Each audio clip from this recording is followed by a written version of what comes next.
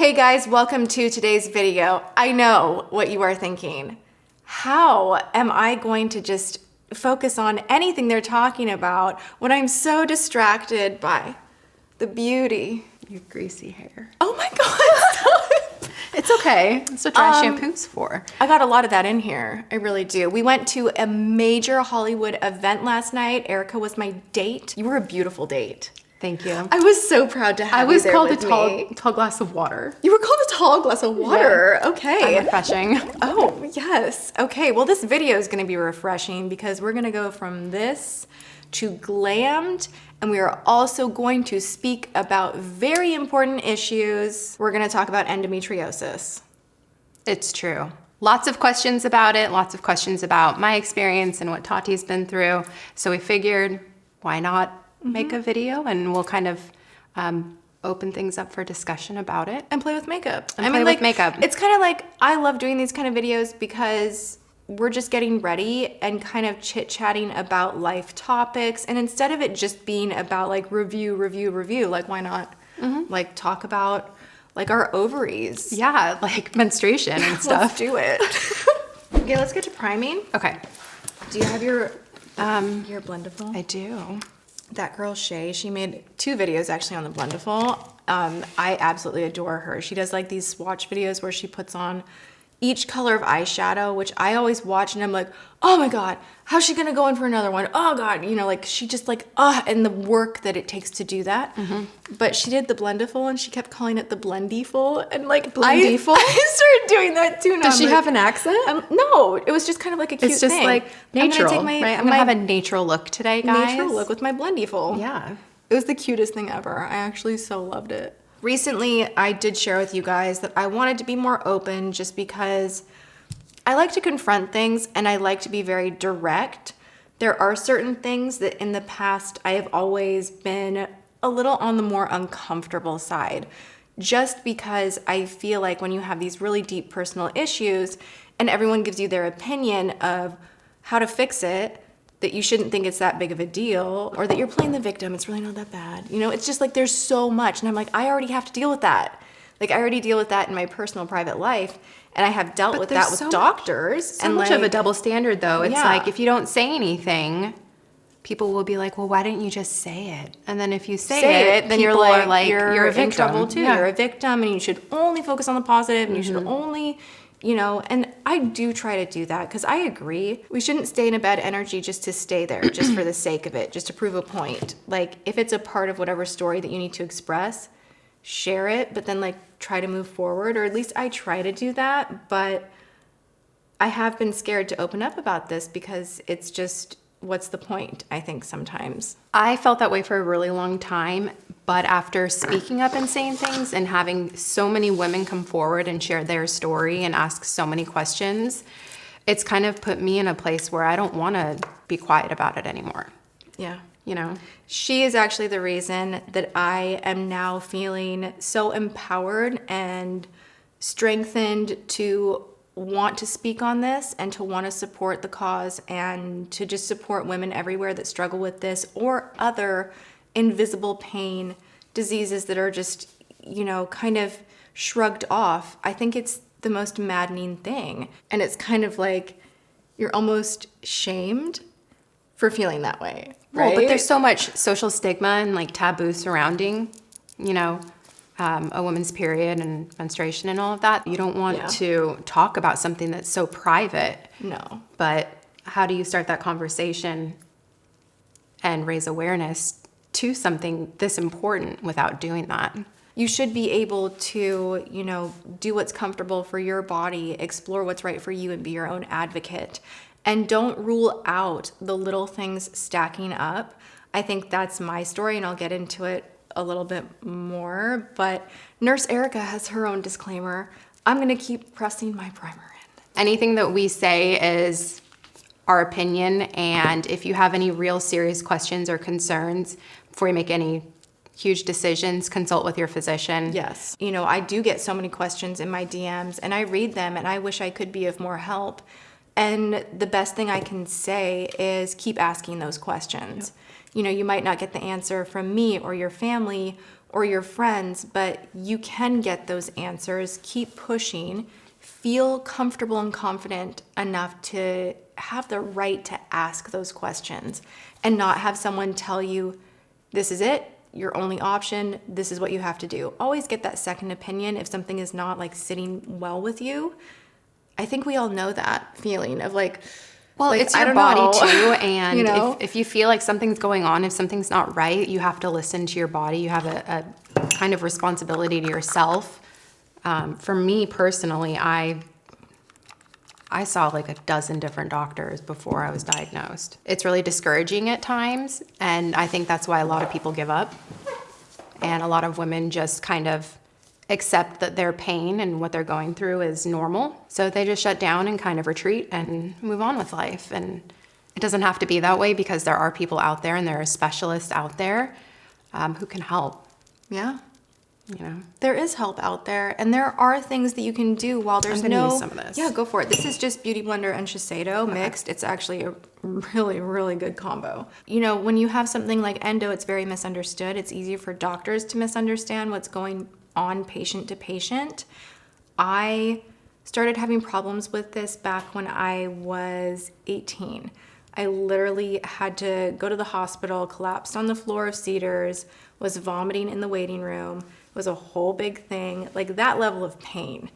And it's very frustrating to be kind of like sent home and like, well, take some pain medication and just like wait it out, you know? Yeah. And it's that same answer, and then trying different birth controls and, you know, different things that just didn't work, really. Hot water bottles, anti-inflammatories. You know, it's just hard to manage when even the doctors, I think, sometimes are confused what's going on, and they don't really have an answer, and they don't have a cure. So they kind of just want to give you what you need to be like settled down. And that's been my journey up until about 4 years ago. I finally made some radical changes in my life that made a huge impact. So Erika's story is different than mine. Go ahead and share your... So I wasn't actually diagnosed with endo until, well, in January 2 years ago, I had a major problem. But, you know, after I've pieced together everything that I've been through and all the doctors that I've gone to for random symptoms, I bloat. I'm, you know, my bowels are irregular, and Oh, yes, let's I'm go there. really, no, but No, this it's is like true. a real It's thing. true. That's why, like, and I actually got so many messages from girls that are like, oh, hey, I see you, Tati. I get it. I laughed so hard when Erika brought in your fiber. I have something for you. It's 6:30. It's time for your fiber. Oh my God, get out of here. I just don't even care anymore. Like, I'm just going to be as open as I can. Like, whatever. But yes. Then there's the fatigue. There was a point in time where I was napping every afternoon when I would get home from school, and Literally same. you know, you just start to feel like you have no idea what's going on with you and like what's wrong with you. Like you're defective and nobody can tell you. They're like, well, no, we can't find anything. But I think for me, it started when I was 12, when I was in 6th grade. Stop. What? I remember. I do Yep. not even believe this. I got my period at school, and I was wearing overalls, and I pretty much had to tie something around my waist. And I went to the nurse's office, and she didn't want to let me go home. And it was the most humiliating thing in my entire life. So I sat in the nurse's office, refused to go back to class, and they finally let Mom come pick me up. Wow. And so looking back on that now, that's kind of something Oh that I my didn't God. realize. Like, you look like you're emotional about It's it right hard, now. Like, I know, it's- but it's like you think of all of these things You that think you've of how experienced, and embarrassing like that is, and that's getting the your worst when period you're and young. being doubled over, like on the side of the toilet, feeling like you have hooks and like just like a burning piece of metal in your stomach, and you can't move, but you're told there's nothing wrong with you. Yeah. You know, it's devastating, and it does affect your mental health and how you see yourself. And you know, for me, bloating was a big thing. It is the endo belly, and it's a real thing, and you can go from being the thinnest, fittest, 6-pack abs It's so stressful. to literally looking like eating you're 3 months something pregnant. Like, Yes. literally, you eat like a No. crumb of something that's wrong. And like, one of my girlfriends was like trying to be sweet and kind and comforting. She's like, you're gonna look really, really cute when you're pregnant. Don't worry, like, it's fine. Like, And I started laughing when she said that because I'm like, how would you know? What are you saying? Like, what the hell? And we just had a laugh. Like, everybody needs a friend like that when you're in like meltdown can just like start throwing random like things at you to kind of like try and snap you out of it. But it is frustrating when you have it. Like, I feel like one of those little like pellets that you throw in water if I eat the wrong thing. Like, and I can blow like, up. Oh my God, I feel like Violet from Willy Wonka. Well, but so endo is an inflammatory disease, and any foods that you eat that are inflammatory can trigger that. Yeah. And so that's why diet's a huge part of treatment. Kind of more of a holistic approach when it comes to managing your symptoms. I do have to say that caring for my health as a whole and not just targeting this one thing has helped improve so much. So I went and I was tested for inflammatory response, and that's when I got rid of gluten. And just that one thing, I noticed over the first 6 months, the reduction in inflammation. Like, you can even go back. I think it's like almost 4 years now, 3.5 years maybe. You can see my face is a lot puffier. There's retention, there's tightness, there's pain in my eyes, and it's because I was in a lot of pain. So removing that, and for a while I removed also dairy, soy, which are two other triggers for me. The one that I'm supposed to remove that I can't. I'm not perfect. I drink coffee. I also don't drink. That's a huge inflammation source. So like, you kind of make these little baby steps. I started weight training. That has helped my hormones to balance out, because for women, when you lift heavy weights, even if you're tiny like me, it's not like you're gonna bulk up big, but you can increase your natural testosterone production. So you find these little teeny tiny things that help you balance, and that can have a positive benefit to something that just already exists. It's like not a cure, but it helps. So while I have a very different lifestyle, job, career, everything, we wanted to share both of our stories and how, endo has impacted us individually, and just kind of open up the conversation, I guess. But the thing that blows my mind is that Erika's in the medical field. You're literally, you're going to be in grad school. You're going for your practitioner's license. Nurse practitioner's Nurse license? NP. Nurse practitioner's another word that she can say beautifully. Nurse practitioner's license. Okay, so she helps people who do not feel well. And I just always would think it's one thing for me to show up to work, at the different jobs I've had, or even doing this and feel like garbage. But I cannot imagine how much you have to hold back when you're showing up to care for others. Yeah. So that's always like blown my mind that you've been able to do that. I'm really bad at putting myself first. This is actually the common story that I hear, is most women who struggle with anything similar to this, we have a hard time really putting ourselves first in any kind of a permanent space, because we put our family first, we put children first, we put our career first, we put others first, and we try to get that done and handled, and we're like in the back of our head somewhere like, I matter, I know, I'm all about positivity and me, and it's fine, it's good, but I'll deal with me after I deal with you. Yeah. And so that's like, I'm gonna care for you first always, and you just put yourself at the bottom of the list. And I think what needs to happen if you're in a flare-up, or if your body's just kind of giving you just a bad time and telling you like, hey, slow down, hey, something's not right here, listen to it, and then go and ask questions. There's not a cure, but there are things that you can do. There definitely are treatments. There's non-surgical treatments like birth control and over-the-counter pain medications. And then there's the surgery, of course. Which, you had a first surgery. Yes. Did not go so well. And that's a little scary for her to talk on camera about, I imagine, because of the field of work that you are in. So again, these are our own personal stories and not recommendations. After my first surgery, so the ablation surgery that I had is where they burn off the endo lesions, and they don't. Painful. So it gets rid of it, but it doesn't get to the root, and it doesn't remove the endo completely. So it leaves stuff behind.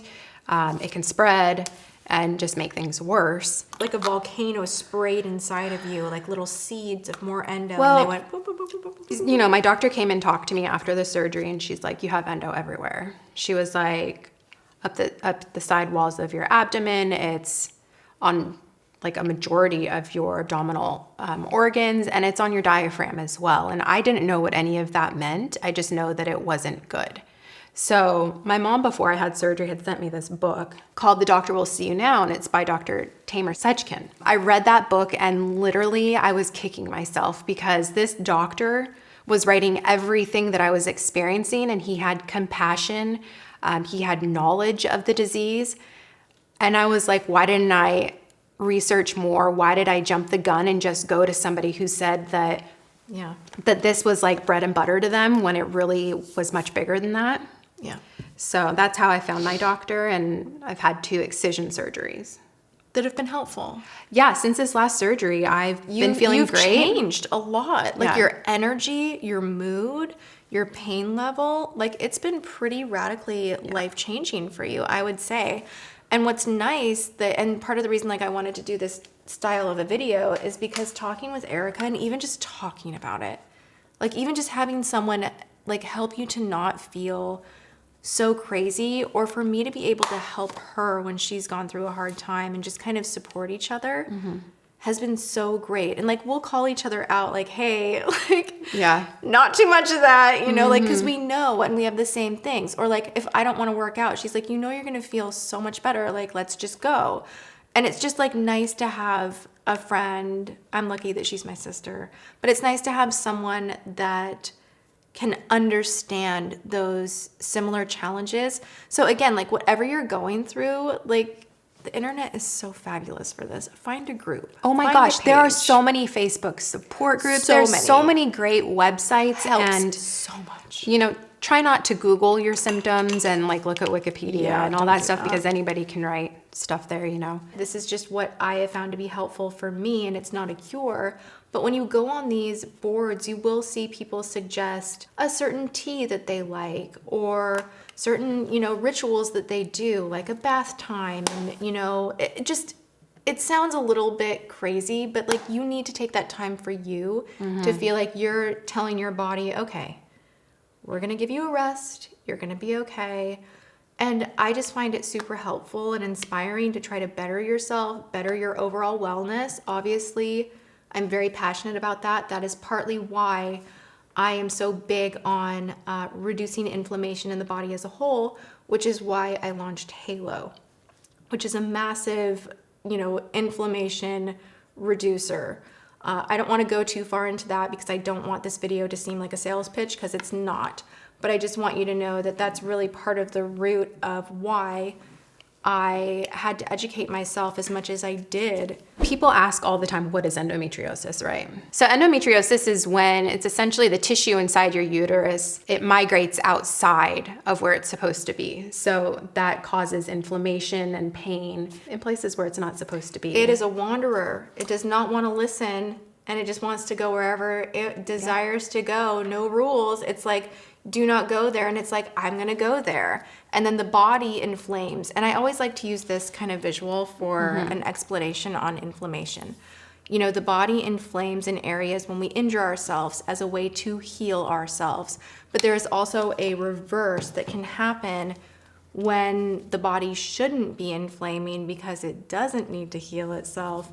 And then that tumbles into a whole different level of, you know, everything from fatigue, digestion, skin disorders. Like inflammation can cause so much damage, small and large, to the body. And it's basically your body's way of trying to help you out, but kind of maybe getting the message incorrect. So all the soldiers are like going down to like help you out. And like there's, if you take it even further, there's a lot of histamine action that goes on and jumps in there as well. And it's just like a freaking battle zone for no reason. And a lot of damage can come from that battle zone. So the idea of lowering inflammation is to not let your body feel like it needs to jump in and attack itself, right? A+. Am I Nurse Erika approved? That was pretty good. Really? Yeah. You're smart and stuff. Thanks. So basically, we have very rebellious uteruses. A lot of women don't even know they have it. Nope. It does not. And It does not come across as pain sometimes. That's the No, weird and thing that's, too. you know, endometriosis is staged 1, 2, 3, or 4. Those stages correlate with where the endometriosis is in your body. It doesn't necessarily mean that if you have a stage 4, you're going to be on the floor curled up in a ball, because somebody with stage 1 could be experiencing severe pain as well. Somebody with is true. stage 4 might not even know they have it, and it might just be incidental that they find out they have it. I'm going to say something that I might take out, but I might leave in. Okay. This Go gets for it. me like very anxious to talk about and like almost emotional. Ooh, I am going to get emotional. About what? I thought I was going to make it through this video, About what? but I think it's so relatable. So when I initially had issues way back when, they couldn't quite diagnose. I had internal ultrasounds. They wanted to do the laparoscopic look, all of that. And something that was really terrible for me at that time in my life is that I didn't have health insurance. That's another And huge issue. Don't get me started on that one. I empathize so much with the struggle of the cost to even go to the doctor. And if you're struggling with that, like, I'm so sorry. Our system is not great. It just isn't. And I know that I'm doing everything that I personally can to make a positive impact in the world through my companies and make sure that my employees are very well taken care of. That's a huge passion of mine. I always say, be the difference that you want to see in the world. And maybe it's small, but maybe the people that I work with feel safe and taken care of because of being able to do extras with things like health insurance. So not having insurance meant that there were so many times that I would just kind of fight it out at home and be in a lot of pain and not go to the ER because I kind of knew the drill. You go in, they run some tests, they give you some pain meds, and then basically tell you you're crazy and send you home, and you have a bill for like $2,500. Yep. And when you're making $15 an hour selling makeup, it's very overwhelming. There was a time in my 20s that I didn't pay my taxes on time and that I had filed for unemployment and that it snowballed because you get like these penalties. Like, I'm sure lots of people out there have been living on their own with little support, and you see it snowball and you see that like that interest like go like, oh my gosh, like what am I gonna do? You know, and you try so hard to make right. Like, I try to be an honest, above board, do the right thing kind of person.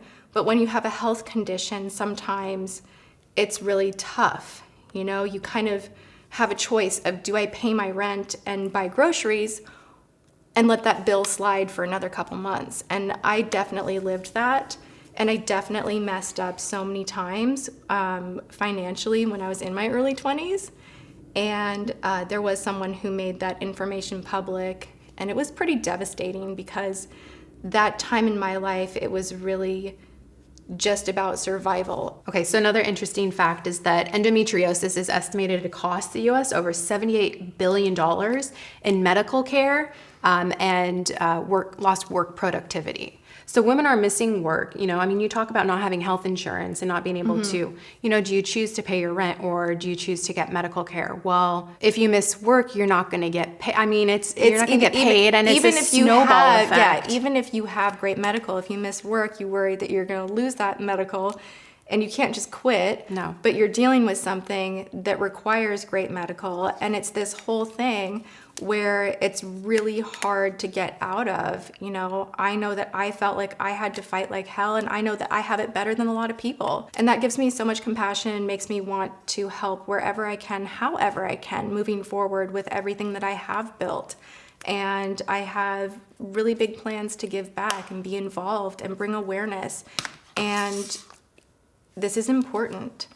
And I think that it's necessary that I be open because this is just a big shout out that you aren't alone, and you know, you can get to the other side. There are things you can do to improve the quality of your life, And I want anyone who is struggling with the idea of, paying that medical bill or, paying your rent. Like if you're in that thing, you're not a bad person for wanting to just survive. I always worked makeup jobs, freelance jobs that would come and go. I mean, I bartended, I washed dogs, which P.S. the first day that I did that, they're like, you're gonna have to squeeze the anal glands. And I'm like, God. No, thank you. Oh my God. That's a job. I have to pay my rent, I guess. Like, let's just like hop on in. Yeah, no, thank you. And this is the thing that my mom has taught me. She's taught us both this. You can survive anything. You can find work anywhere. If you put it in and you keep waking up every day and just getting through that day, you will figure it out at some point. And if you open yourself up to help and to, asking your higher power or the universe or whatever to, assist you, you'll find that the right people come into your life or the right idea or the right message or the right opportunity. Your job is to just keep going and to not give up. Most specialists are out of network, and so that's a huge hurdle that you have to get over. And I had to literally fight with my insurance to get them to cover my specialist, because they come back to you and they say that, oh, this doctor can provide the surgery in your area. No, they can't, and they don't operate on a diaphragm. So actually it's going to cost you more money because I'm going to continue to need care, or they're just going to decline my coverage. But it's frustrating, and this is where a lot of stress and anxiety comes in to play with the disease. I mean, it's intense, and you really just have to be persistent and don't give up. You got to fight for yourself. Oh, also, hey, we're wearing yellow for Endo Awareness. March is Endo Awareness Month, and Endo's We're both color wearing is vintage. yellow. I think it was in 1980s, the first Endo pamphlet was yellow, and so that's why it's the color, I think. I'm cool with it. Something like that. You're but, wearing hey. mom's shirt from like high school, and I'm wearing James's mom's shirt. That's cute. I didn't even realize She that. gave this to me. It was one of the first things she ever gave to me. She would Yes. always be like, take this. She was the best. So I posted this on my IG story, what questions you guys had for us. A lot of these questions are about, the diet and stuff that we've already kind of touched on, how we both found out we had it, touched on that as well. I think as long as we here's touch on a good everything, one. it's What like, do you wish people understood about living with endo? that it can change month to month, that it never completely goes away. Even if you have surgery, you can have flare-ups. That Get it a is, second opinion get a if you're second not opinion. comfortable. That you do have to stay on top of it as much as you can, even through the good times when you're feeling great and you're like, yeah, Here's I'm gonna be bad. Here's the biggest one. You're not crazy, and you're not making this up. That's the best You one. are valid. That is and the everything best that you one, are actually. experiencing is real. One person did ask how long it takes to diagnose endo, and I'll say I've read statistics online that have varied from 7 to 10 years into 10 years.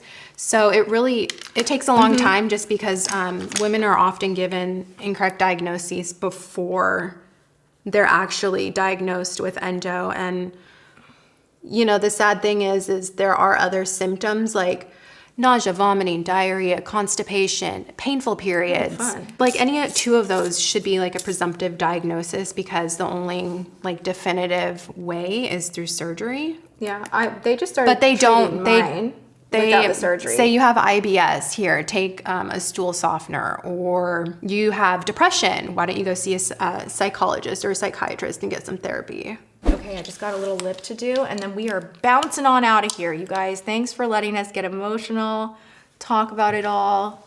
Yeah. Basically, we just want everybody to know that there's support out there and you're not alone. The biggest takeaway, I guess, would be, listen to your body, and if something doesn't feel right, go get help. And if you don't feel like you're getting the answers you need, look for help again. Yeah, Because don't give up. There are people out there who understand and are compassionate and will do anything they can to help you. This looks nice. I'm happy. And we will be sure to also list everything that we used, because we did a really horrible job of telling you guys while we were using it. talking and Yeah. not paying attention. All right, you guys, thank you for hanging out with us. We really appreciate it. Hopefully you enjoyed this video. If you did, go ahead and hit that thumbs up button. Know that we're sending you so much love. If you have not subscribed, go ahead and do that. Ring the bell so you're notified of upcoming videos.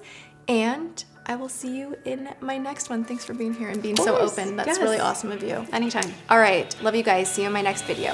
Mwah.